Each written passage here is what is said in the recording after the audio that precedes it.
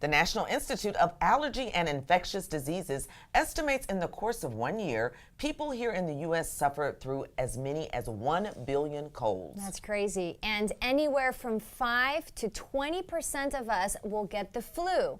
But you don't have to be a statistic. Nope. Here to help us is renowned medical expert Dr. Keri Peterson. Hi, Dr. Peterson. Hi, Ebony and Sasha. Thanks for having me. Let's keep this simple. What are your top 3 tips to stay healthy through the cold and flu season? My top 3 tips are: number 1, wash your hands regularly; number 2, don't touch your eyes, nose, or mouth; and number 3, get the flu shot.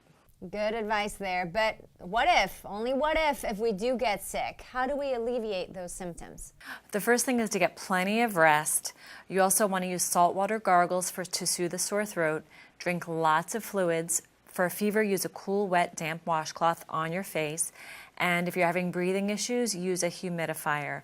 And studies have shown that the flu virus thrives in dry places. So if you keep the humidity in your home between 40 to 60%, something like Vicks humidifier can help reduce the survival of the flu virus in your home.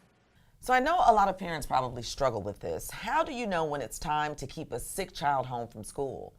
Well, Ebony and Sasha, as a parent, you should ask 3 questions. The first is, does your child have a fever? If they have a temperature of 101 or more, then keep them home. So the first thing to do is to gauge whether they have a temperature by taking their temperature. So I work with Braun, and they offer the ThermoScan ear thermometer. It's the #1 thermometer among pediatricians and moms.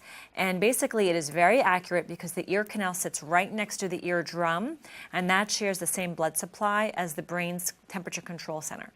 The next question to ask is, can your child engage in class? If there's 2 run down, then keep them home.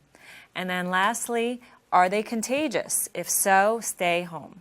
And what's the biggest cold and flu myth you'd like to debunk? The biggest one is that antibiotics do not work for cold and flu.